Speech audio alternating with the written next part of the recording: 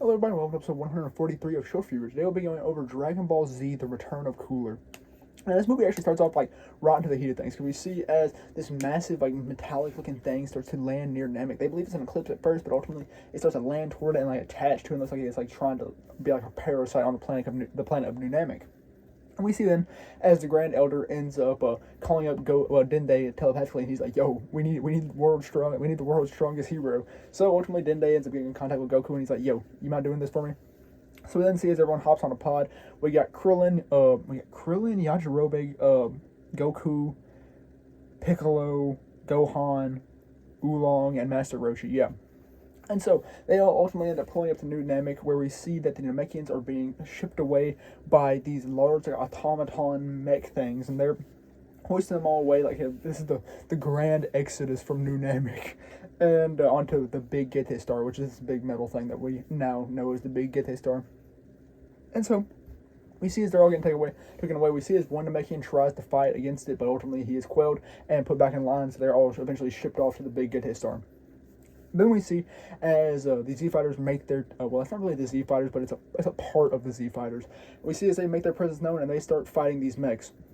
Now, ultimately, we see as they start fighting the mechs, and the mechs honestly are not taking damage at all. Like, they're hitting them with traditional attacks and all that, and it's really goofy because like the attacks are doing nothing because they're made of metal, and it's honestly like hurt their hands and stuff like that. So it's really goofy. Like, this movie has some pretty good comedy in it for it to be like a relatively serious movie.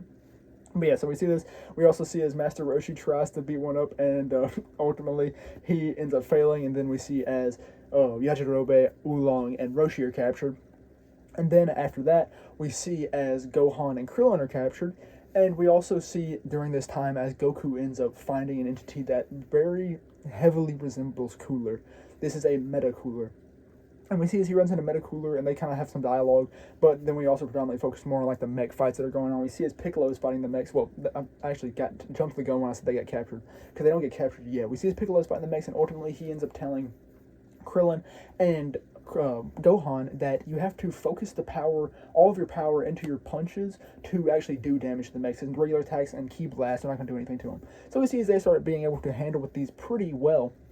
But ultimately, we see as Gohan and Krillin are overwhelmed by sheer numbers, and they end up getting shipped off to the Big Gete Star where Roshi, Yajirobe, and Oolong already are. And we also see as Piccolo seems to be struggling, but ultimately he's able to beat away his mechs, which ultimately leads to him then pursuing them to the Big Gete Star. But here's where we see as Goku starts fighting Metacooler. We see as they are both power up and like rocks are floating, all that. They stand off each other like some Western. And then we see as the fight begins. Now Metacooler starts putting the beat down pretty hard on regular basic Goku. So ultimately Goku ends up going to Kaioken and he starts hitting Cooler with his iconic gut punches that Cooler got hit with prior. But Cooler learned from his past mistakes and he continues to beat down on him. Metacooler starts going crazy, and ultimately Goku is forced to go Super Saiyan. And we see as he goes Super Saiyan, all of that really cool. See him get jacked as per usual. And we then see as they continue to fight a little bit more, but ultimately Metacooler still has the upper hand. He ends up getting Goku down and prepares to, I guess, essentially kill him. But then we see as Vegeta, who wasn't on the Capsule Corp spaceship going to New Namek, comes out of nowhere and ends up saving Goku. And so we then see as Vegeta gets his turn against Metacooler, but Metacooler absolutely obliterates Vegeta too. So we see as they're both kind of laying down out of commission, and they're talking, and like Goku's like, "Yo, we're gonna have to work together if we're gonna do any damage or beat Metacooler." And Vegeta's like, "No, I don't want to join forces with you." And so we then see as they kind of go at it separately once more and ultimately fail, but then together they join forces and work on defeating Metacooler together. Now, during this like previous time, we had seen as Metacooler's arm was actually obliterated, but he ultimately ended up growing it back. He's kind of like nanobots or something like that, but he shoots out like spaghetti-looking tendrils, and then it forms back into a normal arm. But yeah, so what we see is they end up powering together, and ultimately they're able to destroy Metacooler. They end up vaporizing all of the circuits and all of that, and they believe they've won. They believe they've triumphed. And after this, we see what's going on in the Big Gete Star with all of the other Z fighters, and they are walking up to this like little attendant robot dude, and he's like, "All right, we're here to cut you up," and they're like, "Whoa, no!" And he's like, "It's not as bad as you think. All we want is to suck your energy out and cut you up." And then he ultimately ends up grabbing Yajirobe because he's being lively in there and obviously fighting against this, and they all end up getting drug along with Yajirobe.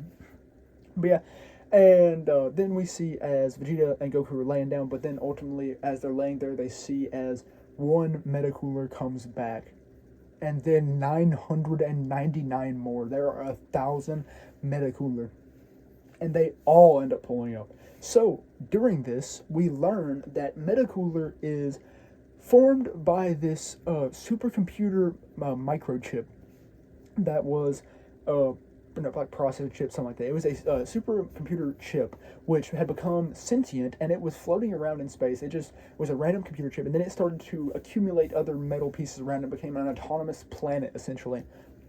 But once it ended up running into Cooler was able to assimilate with it and ultimately conquer the sentience of the supercomputer, and then take it over and start producing Metacoolers.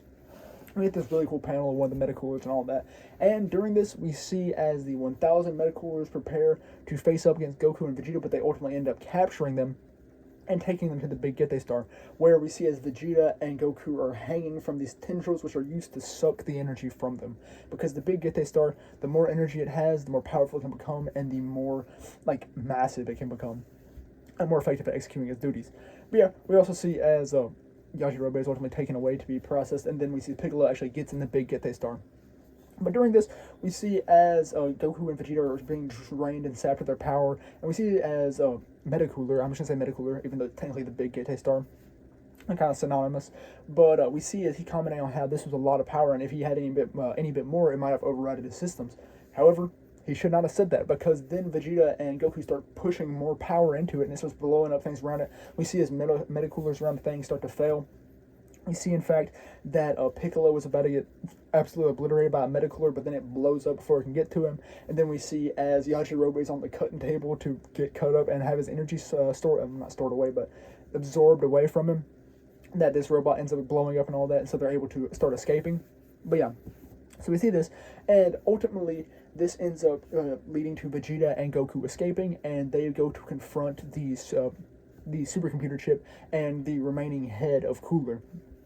And so we see as ultimately they start throwing some ki blasts at it, and we get to see this weird innard from FNAF's sister location looking body that Cooler forms for himself, and they ultimately are able to obliterate this Cooler. And we see as while the other Z fighters are escaping, some Coolers come to confront them, but ultimately they're blown up as well because of the mass destruction of the big Gete Star.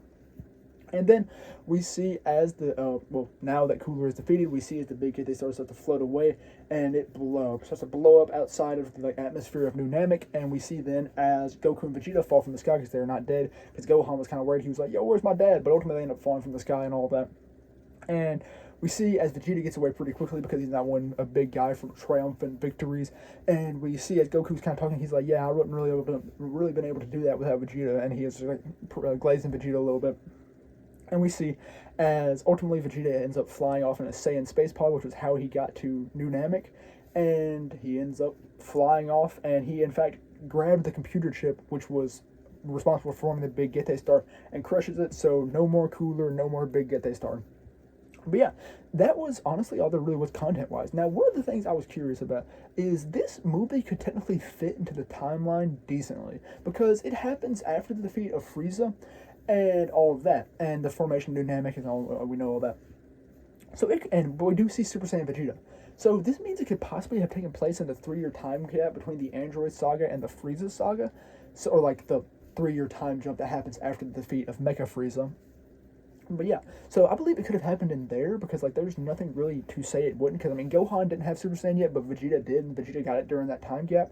So it could have just been timing wise. But yeah, I believe it could possibly be considered canon, but it's kind of iffy, even though it technically is not canon. It's not confirmed to be canon because it wasn't written by Toriyama. But yeah, like I said, the comedy was actually a pretty good aspect of this movie, because it wasn't a main focus, but it was good and it was nicely sprinkled in there. So that was honestly a really enjoyable little portion of it. Now, I did not like it more than Cooler's Revenge, but it was still a really solid sequel to an already great movie. And I really like the designs of the Metacoolers, and like I said, the inner design that Metacooler had when he got finally blown up by the ki blast.